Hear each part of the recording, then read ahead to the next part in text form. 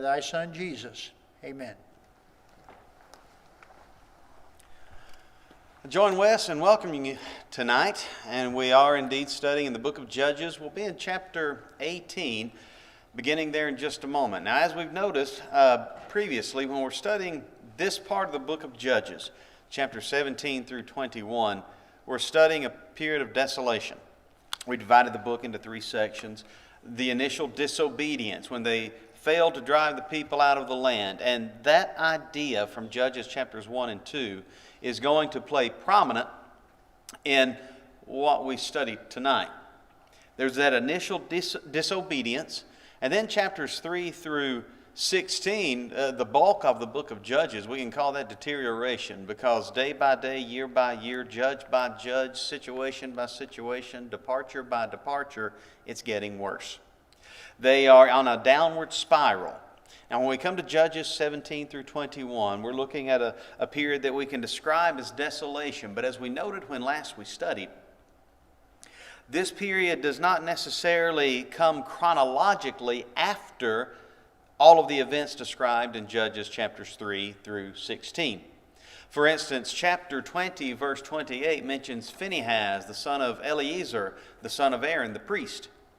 Phinehas was a grown man and serving as the high priest at Joshua's death, which would mark the beginning of the period of the Judges. Unless Eleazar lived some 300 years, which he didn't do, then the events described in chapters 19, 20, and 21 must have happened early in the period of the book of Judges.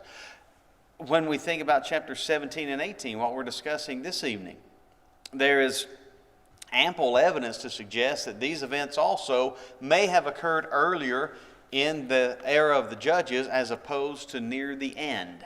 And that's the sad part, because as we've talked about these chapters 17 through 21 and how they describe desolation, this is the wild, wild west. There's no king in Israel. Everyone's doing what's right in his own eyes, which is what's right by me is usually what's wrong by everyone else. What's right by me is going to be what's wrong in the sight of God. No king. They're recognizing no authority. They answer to no one but self. Last week we looked at chapter 17, and we're calling chapter 17 and 18 homemade religion. The reason we're doing that is it begins with exactly that. Well, we study about a fellow named Micah and his man-made religion. Now, Micah's man-made religion started with homemade standards. He has a mother who had money stolen. She fumes about it. He admits to doing, "Mama, I stole the money from you. Blessed art thou of the Lord, my son." She brings up God's name as she blesses her thief son who's admitted to his thievery. And then she says, I plan to take that money and make an idol, an image, and a molten image so that you can worship it. So it was going to dedicate it to the Lord, she says. So here's a woman that she's talking about God, but she's worshiping Him and making things dedicated to Him in ways contrary to God's will. Thou shalt not make unto thee any graven image. Micah not only has the molten image and the graven image, the idol on a pedestal that she would make, he also has teraphim, house gods, family gods.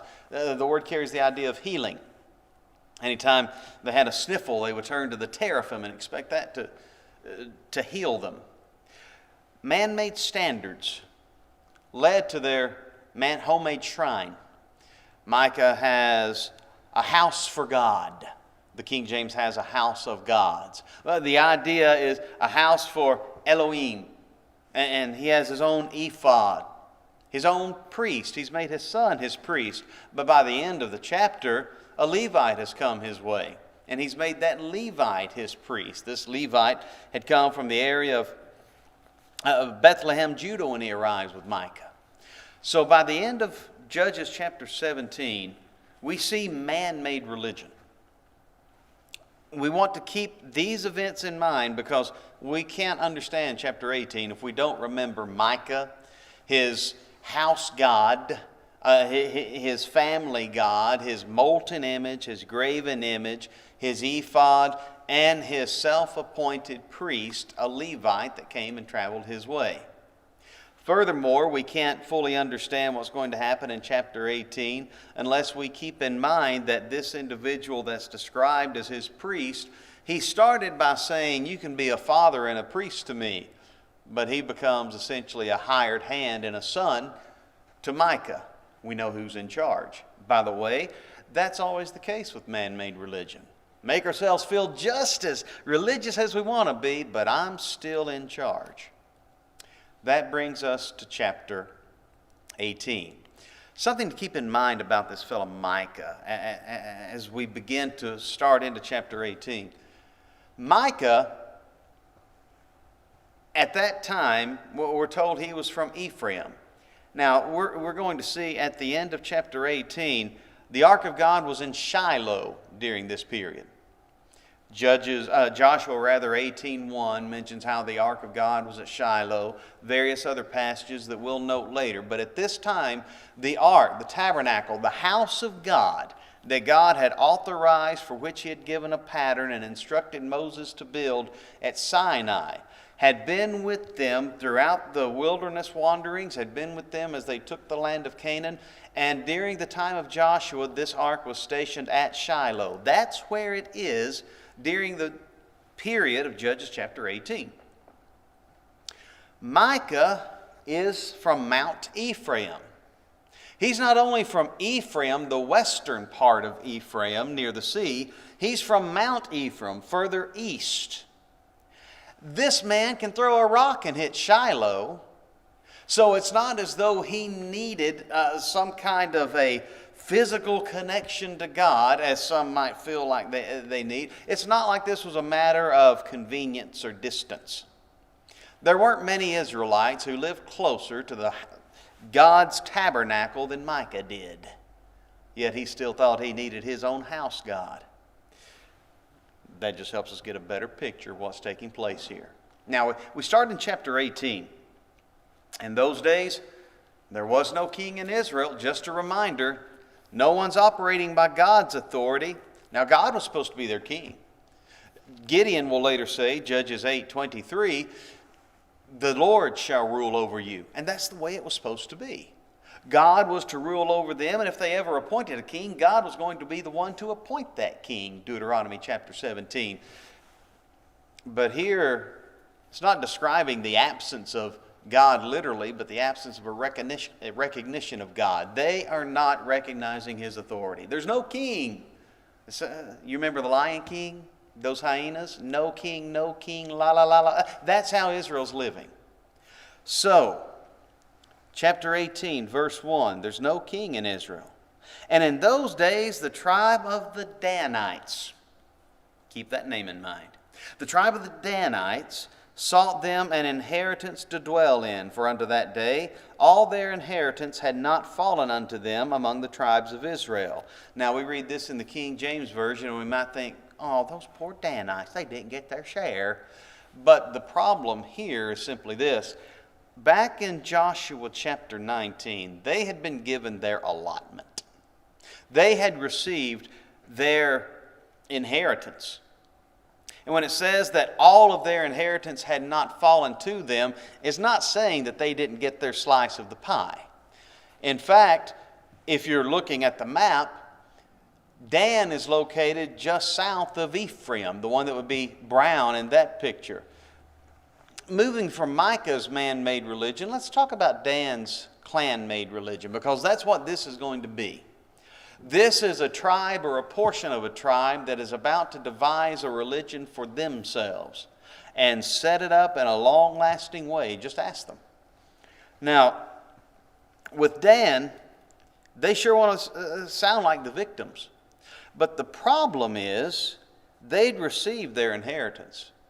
What had not happened was they had not retained it in order to pass it from one generation to the next. Thus, when we read their inheritance had not fallen to them, well, the land junior should have gotten from senior didn't go to junior because senior didn't drive the Amorites out of the land like he should have done.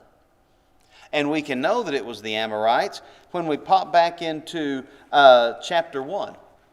Judges 1, picking up at verse 34.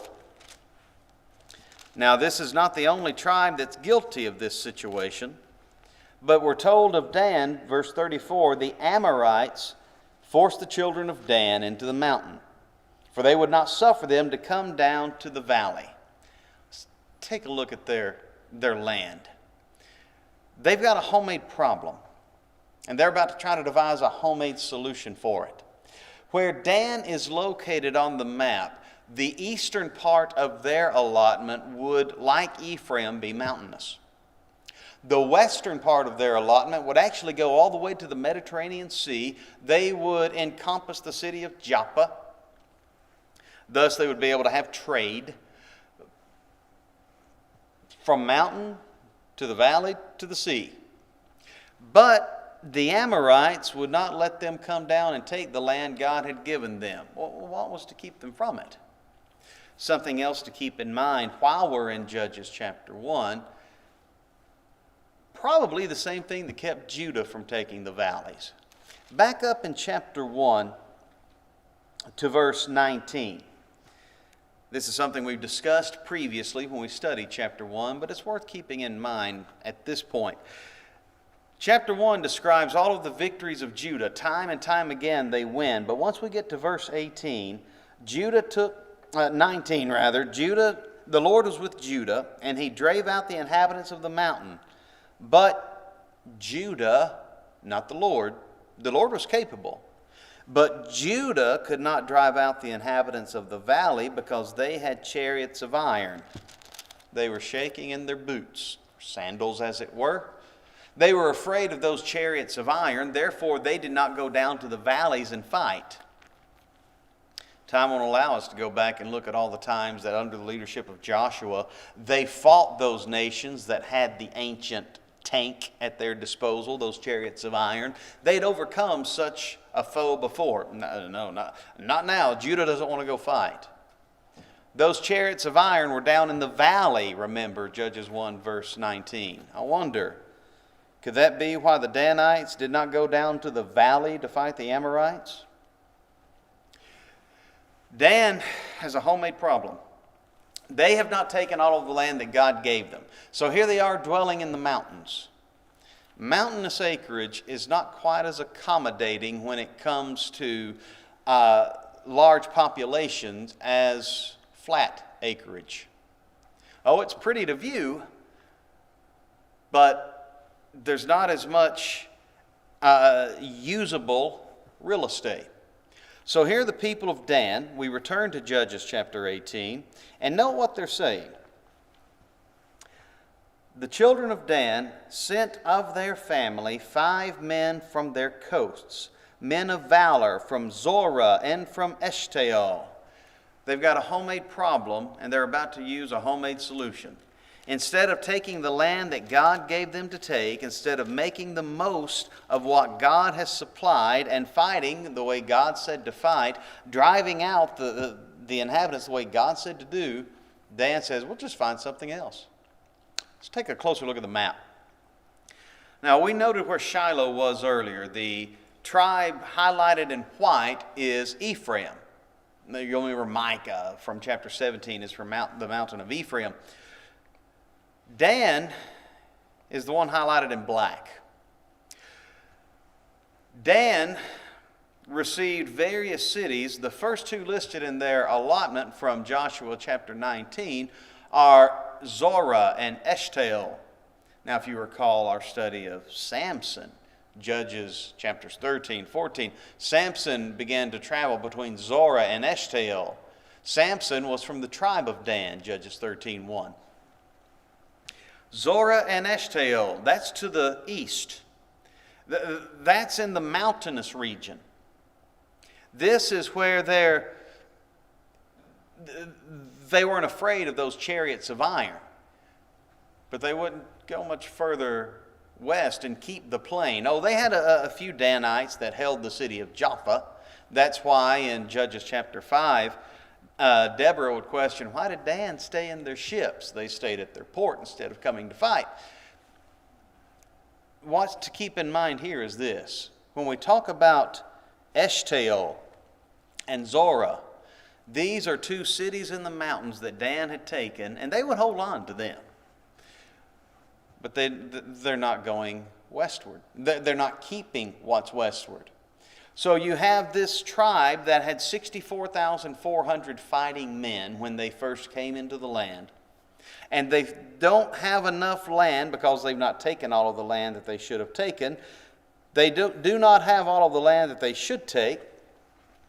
And so it'll be described as the land being too little for them. What do they decide to do? We return to Judges 18. Picking up in verse 2, they send 5 men from their coasts, men of valor, from Zorah, from Eshtaol, to spy out the land and to search it. And they said to them, "Go, search out the land." And when they came to Mount Ephraim, they stayed in the house of Micah and lodged there. So here is a tribe of Israel, God's people. And they're not willing to fight in order to take the land God had given. They wanted more land with less risk. They wanted more real estate with less danger. Therefore, they send out these men. They'd not taken what God had supplied.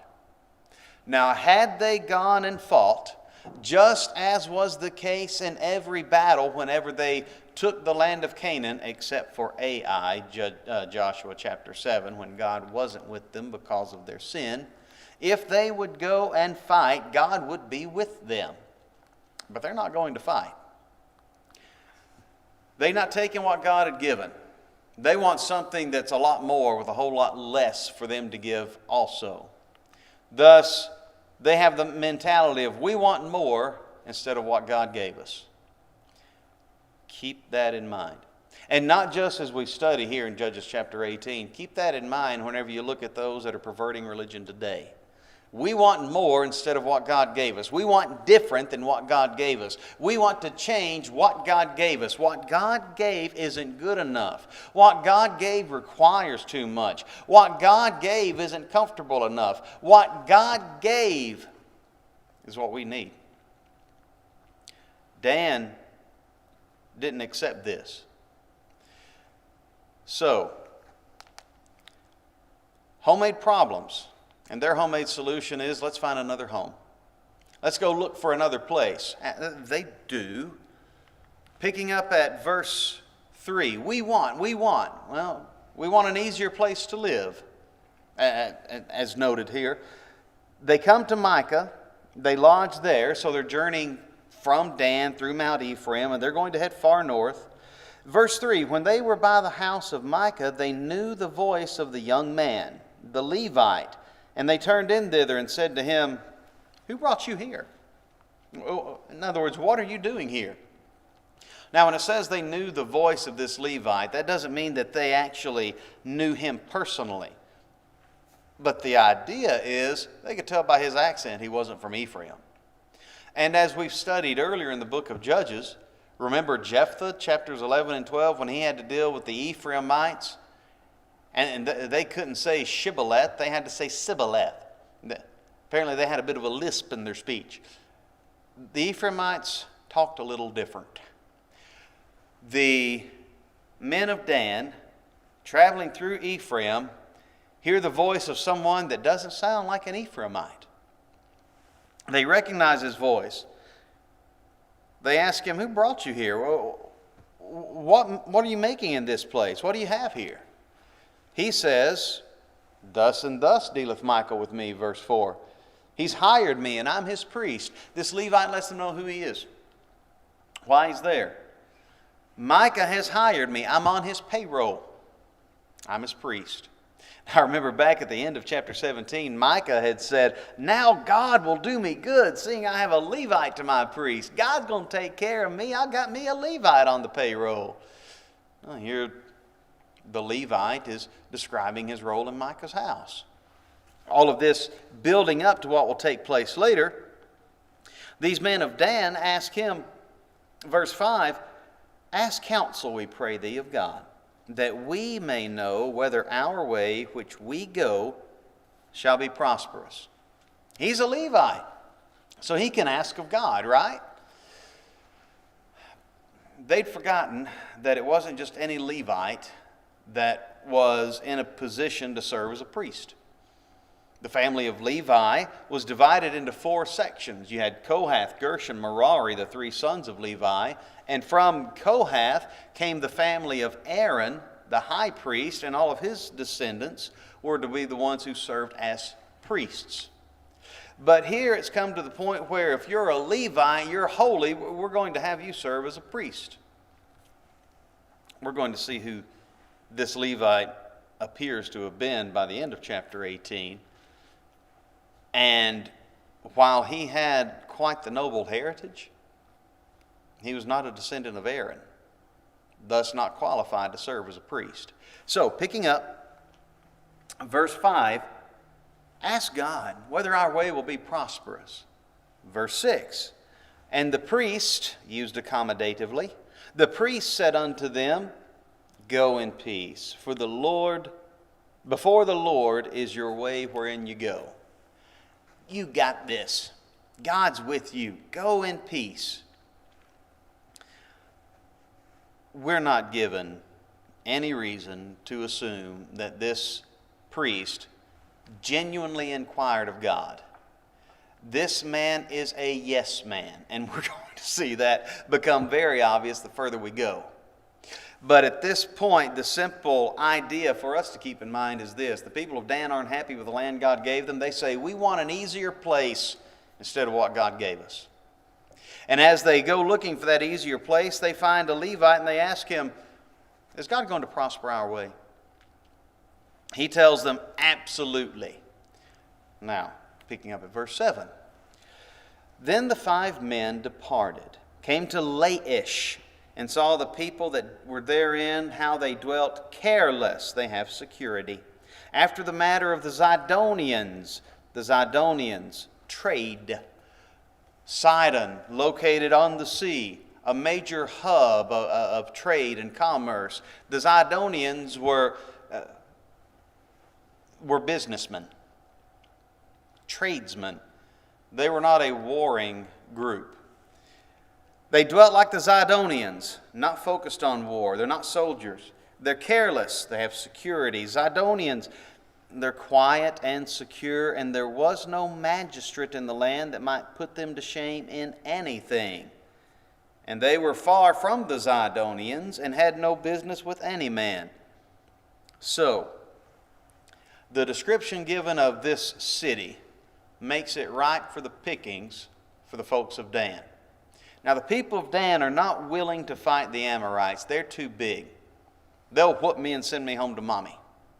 But this little city of Laish, well, we've been pushed around and made to feel small. Here's someone smaller than me. I'm going to bring my fist down on him. And that's exactly what's about to take place. What they see with Laish is a place they want. We want an easier place than what God gave us, and we want their place instead of what God gave us. Why do they want this place? Well, they see that from where they are down in Dan, again highlighted in black for us, where they are down in Dan, moving northward through Ephraim, all the way to the top of the land allotted to Israel is this place called Laish, where some Zidonians are dwelling. They've not been run out of the land by the people of Naphtali or East Manasseh. So the people of these scouts from Dan go all the way northward to Laish. In fact, this city is later to be known as Dan, and it will be known as the northernmost point of Israel. Sort of like we say from sea to shining sea, or we might say from New York to LA as being a description of East Coast to West Coast.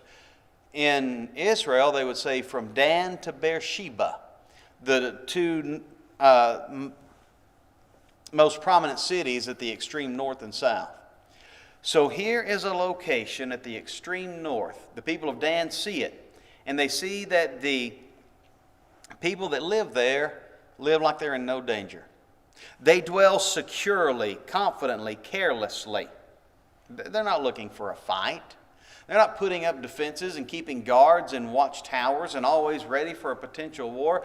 They live like there's no danger, and they live with no disturbance. It's quiet. no riffraff, no. They do not have Jerry Springer airing on TV in this town. They do not have constant drama and turmoil projected through the media. They do not even have political strife. There's no danger, there's no disturbance, there's no distress, because it said that they dwell secure in terms of a sense of security.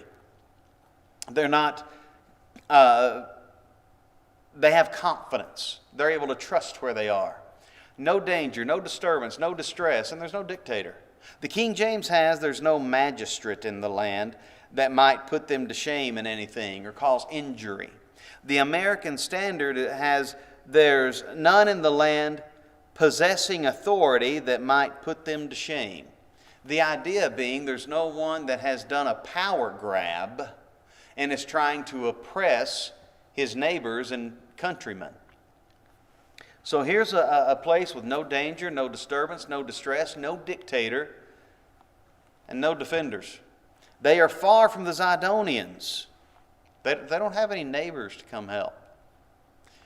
And no dealings.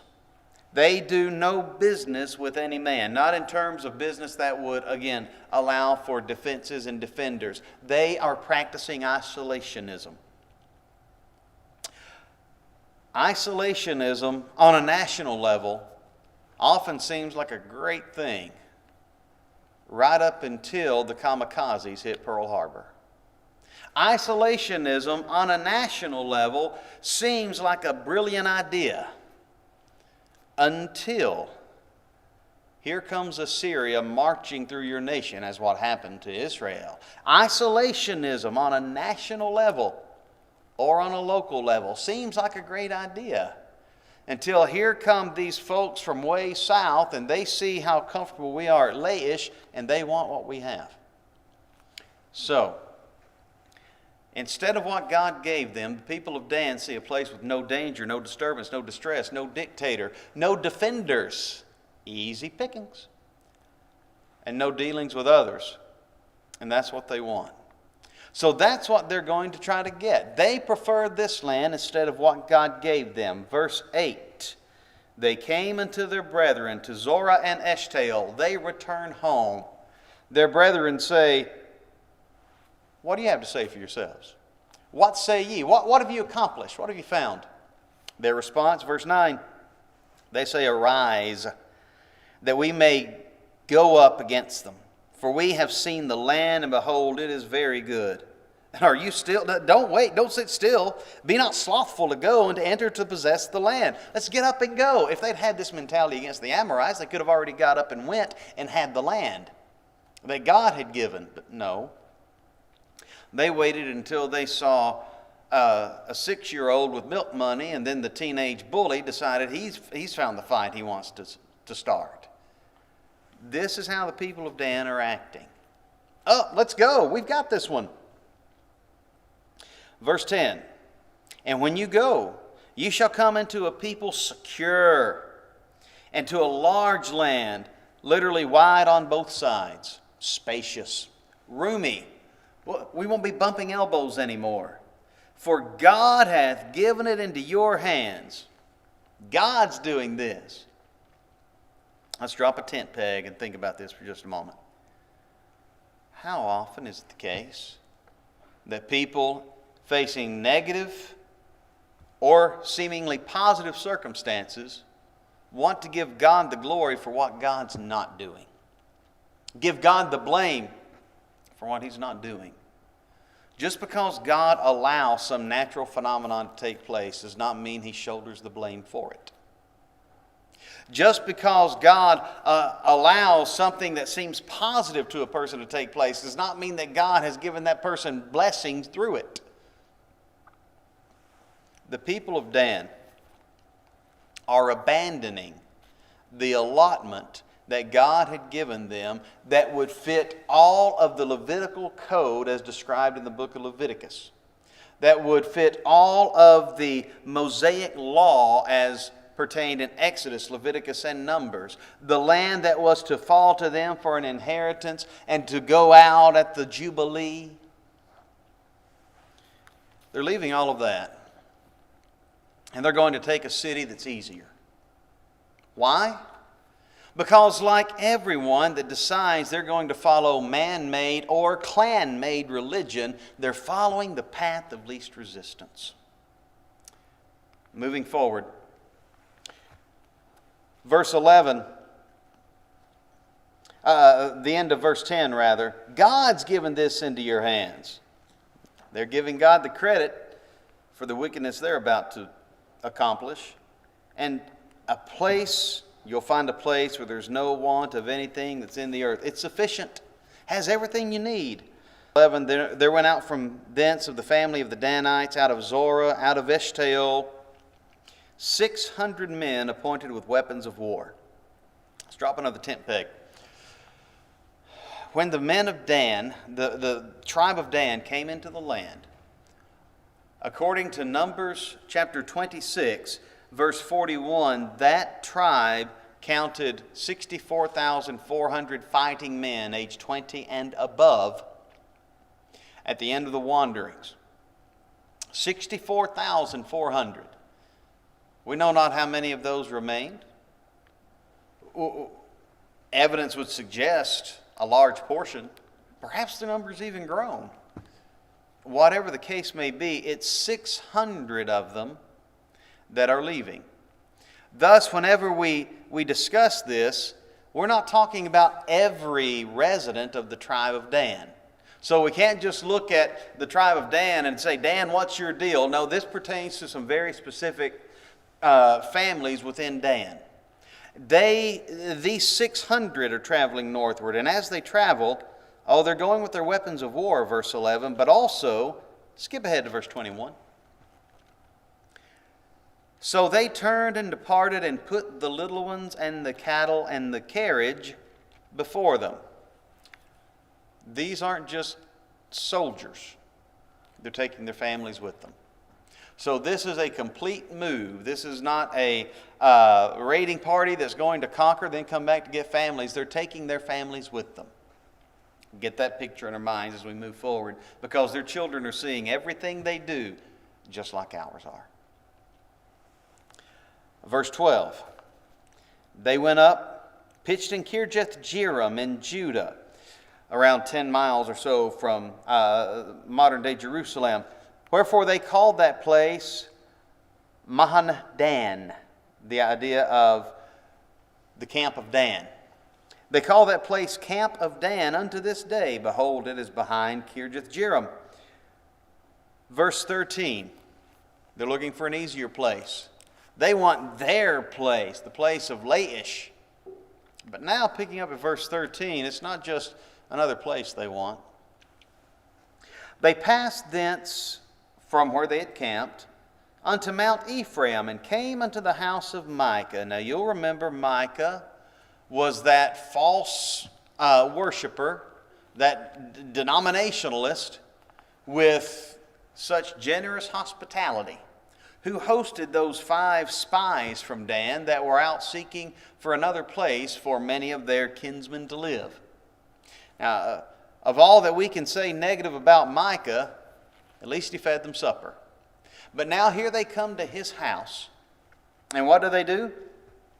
Verse 14, then answered the 5 men that went to spy out the country of Laish, and said unto their brethren, you know what?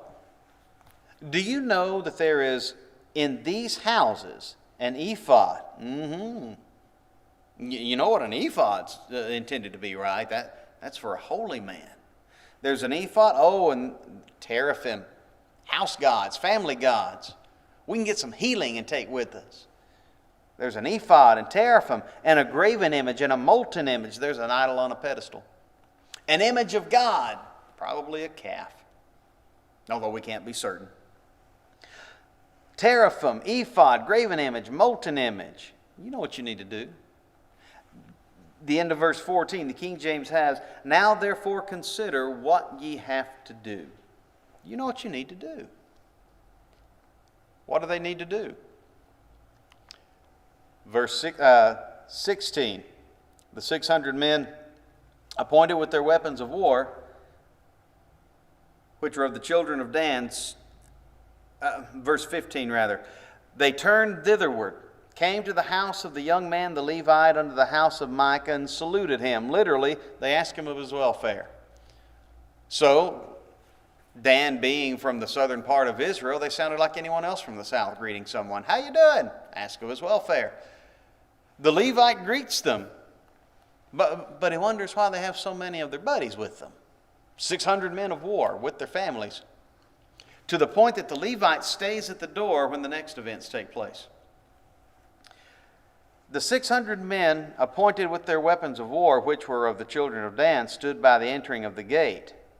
The 5 men that went out to spy out the land, verse 17, went up, came in thither, and took the graven image, and the molten image, and the teraphim, and the ephod. And the priest stood in the entering of the gate with the 600 men that were appointed with weapons of war. You've got this one man, who, by the way, is simply on Micah's payroll. And he sees an army of 600. He recognizes 5 of them. They march themselves right into the place. They take what they want to take, and they start to leave. Now, he does go far as to say, what do you think you're doing? Verse 18, these went into Micah's house, those 5. They fetched the carved image, the ephod, and the teraphim, and the molten image. Let there be no doubt. These 5 entered the house while the Levites stood outside at the gate, and they took what they wanted to take. And as they're exiting, verse 18, the priest said unto them, what are you doing? What do ye? Verse 19, they said unto him, hold thy peace, lay thine hand upon thy mouth, and go with us. You be to us a father and a priest. You know, that's what Micah had said. You can be to me a father and a priest. Now they say, you be to us a father and a priest. It's better for you to be a priest unto the house of one man, or that thou be a priest unto a tribe and a family in Israel. Preacher, what's better? To work with a small congregation or a big bunch like us? You've got a 600-member congregation. Come on, come with us. That's their mentality.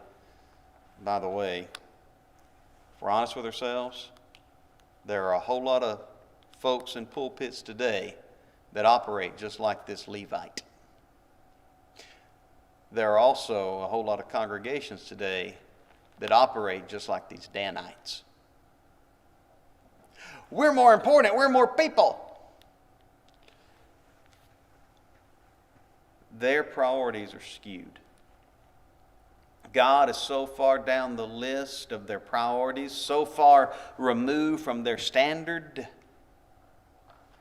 that theft is occurring under the guise of religious necessity. Betrayal is about to occur under the guise of personal welfare. Moving forward, verse 20. How's the priest react when they say this to him? The priest's heart was glad. He took the ephod and the teraphim and the graven image and went in the midst of the people. Now think about this. We've already read that the ones that went into the house and took the graven image and the ephod and the teraphim and the molten image were the 5 men, the 5 spies. They're coming back out with their arms loaded. 2 of them are carrying 1 item because there's 4 items of 5 people. And as they come past the priest, he says, what are you doing? They say, you keep your mouth shut, just come with us. You can be our priest. You can be a father and priest to us.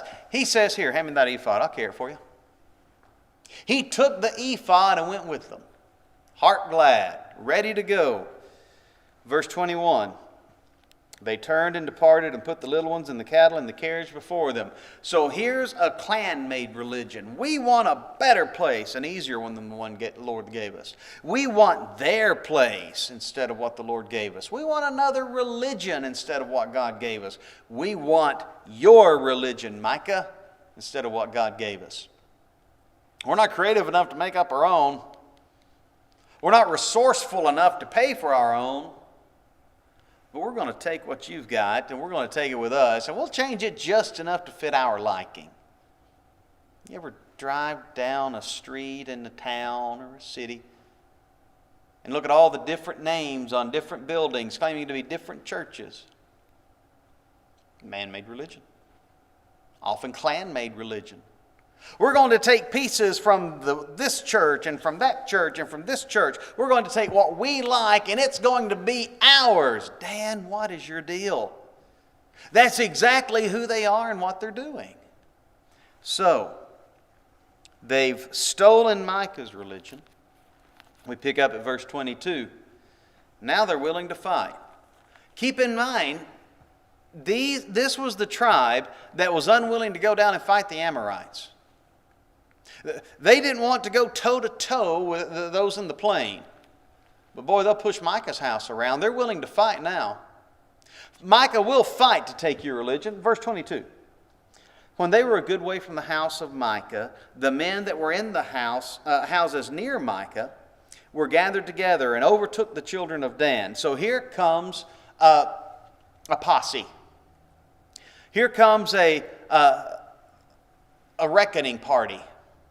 They're trying to overtake them in order to bring back what's been taken from Micah. Verse 23, they cried unto the children of Dan.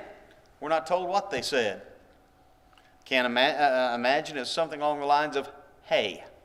They cried unto the children of Dan, got their attention.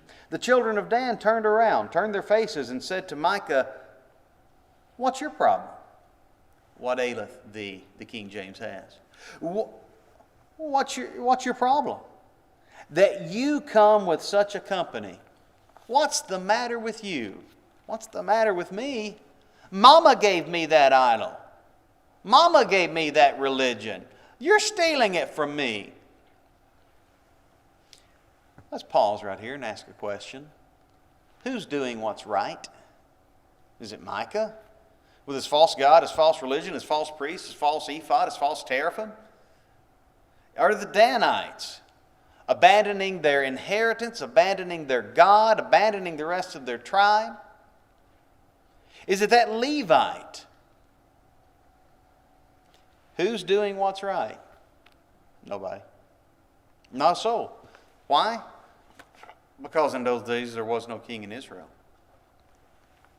Verse 24. Micah continues to say, you have taken away my gods, which I made, and the priest, which I made. And you were gone away. You just took them and left.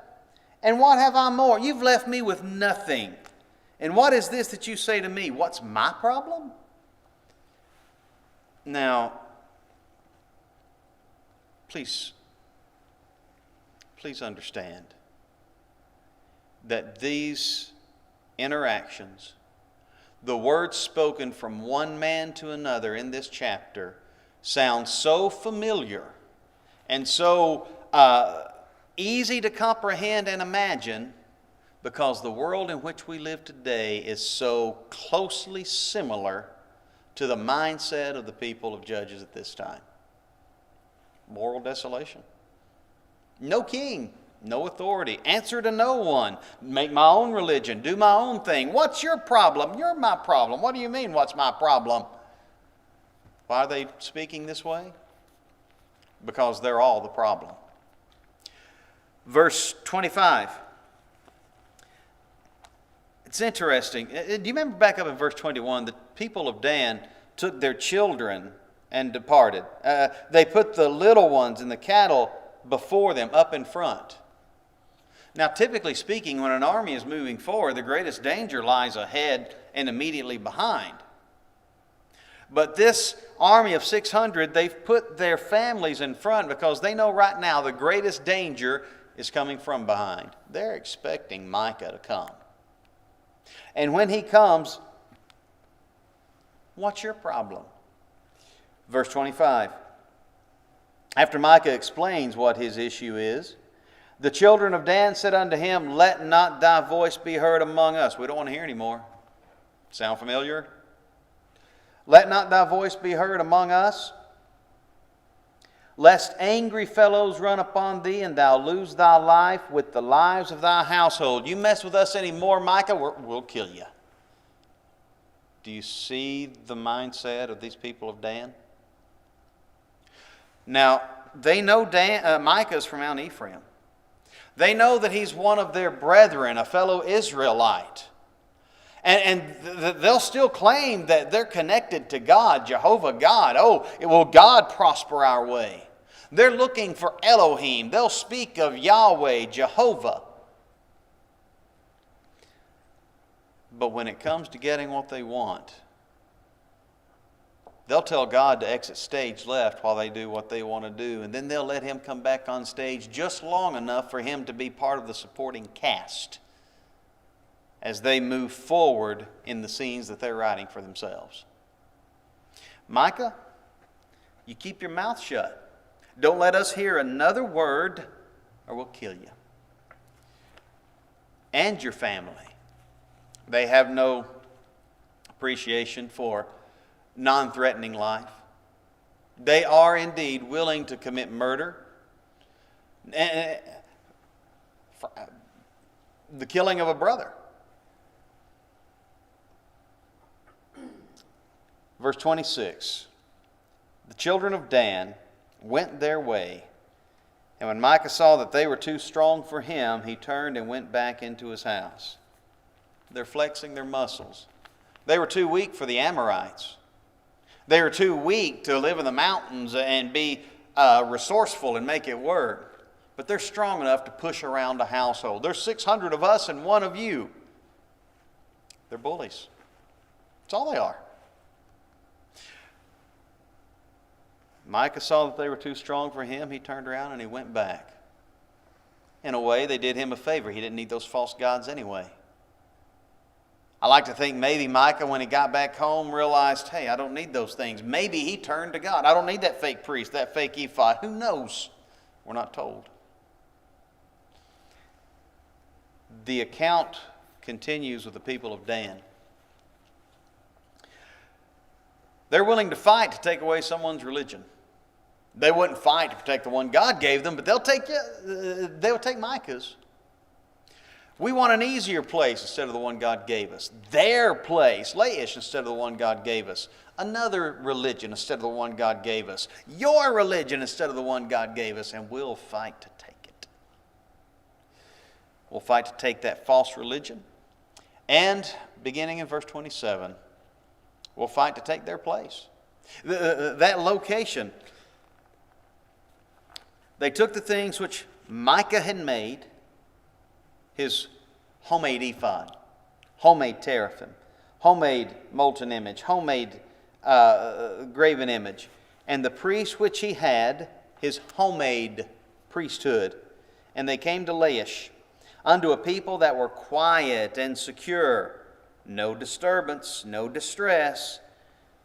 And they smote them with the edge of the sword and burned the city with fire. They just come upon them. Not fighting them because they're idolaters or living in iniquity. Not fighting with them because these are the ones that God said to drive out. Not fighting with them for any righteous reason. They're fighting with them because they're easy pickings. Because they're vulnerable, susceptible, defenseless, weaker. And here are people that claim to be the people of God going out, and the only time they'll look for a fight is when it's with someone they feel like they can overcome. They won't mention God's name. They won't express a relationship with Him when they feel like they're outgunned, outmanned, or outnumbered. These Danites are still alive and well today. And we're not just talking about in the realm of general religion. Christians, how many people and how many members of the Lord's church will keep their mouths shut about these ideas they might have or doctrines that they might believe right up until they're teaching a Bible class and no one else is around so they can instill these ideas into the minds of vulnerable young people? Danite, coward, bully. How many people shudder to share their erroneous views when it comes to alcohol, or when it comes to the one church, or when it comes to any other idea? They'll keep it to themselves and hide in a closet until they can be one-on-one with someone else, and try to smuggle their ideas into other minds. Danite, coward. These Danites were only willing to face any kind of challenge when they knew they could win it, instead of realizing that they could win any challenge if they would face it with God. They've got everything backwards. So we move forward. Picking up at verse 28. There was no deliverer. They had no defense. No deliverer, because it was far from Zidon. And they had no business with any man, no dealings. And it was in the valley that lieth by Beth Rehob. And they built a city and dwelt therein. They took the city. They burned the previous one, the end of verse 27, and they built a new one. Verse 29, they called the name of the city Dan, after the name of their father. We built this city. Look at us. Now we've got our own place. We've got our own city. We've got our own religion. Let's pat ourselves on the back. They call the place Dan, after the name of Dan, their father, who was born unto Israel. Howbeit the name of the city was Laish at the first. Let's take a look at the map one more time. Formerly Laish, now it's known as Dan. And it will be, throughout biblical history, from Dan to Beersheba, it's still called Dan. There is currently a natural reserve at the very place, along with remnants and preservations of the ancient city. Verse 30, the children of Dan set up the graven image, the one they stolen from Micah. They set up the graven image, and Jonathan, the son of Gershom, the son of Manasseh, and his sons were priests of the tribe of Dan until the day of the captivity of the land. We need to hit the pause button again. Jonathan, the son of Gershom, the son of Manasseh. The best texts don't have the elevated end in the name Manasseh. Manasseh is an alternate form of a much more familiar name. A name of someone who likewise had a son named Gershom. Go, if you will, to Exodus chapter 18.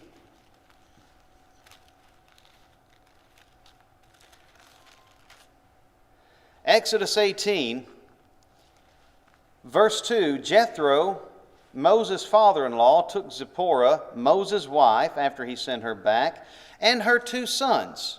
The sons of Moses' wife would be the sons of Moses, of which the name of the one was Gershom. Gershom was the one that was born before Moses ever went to Egypt. Gershom, the son of Moses. Go back to Judges chapter 18. The name Manasseh is an alternate form of the name Moses. This Levite that was a priest for hire was not a descendant of Aaron, he was a descendant of Moses. And it was Aaron's sons and descendants that were to serve as a priesthood, not Moses. Jonathan is the son, or perhaps grandson, of Gershom, the son of Moses. Here is a great tragedy, because here it appears is the grandson or great-grandson of the lawgiver, and he's just living like a lawbreaker. They have this image set up in Dan chapter 18, verse 30, until the day of the captivity of the land. When would that be? Go to verse 31. They set them up Micah's graven image because that's how you identify it, the one from whom you stole it.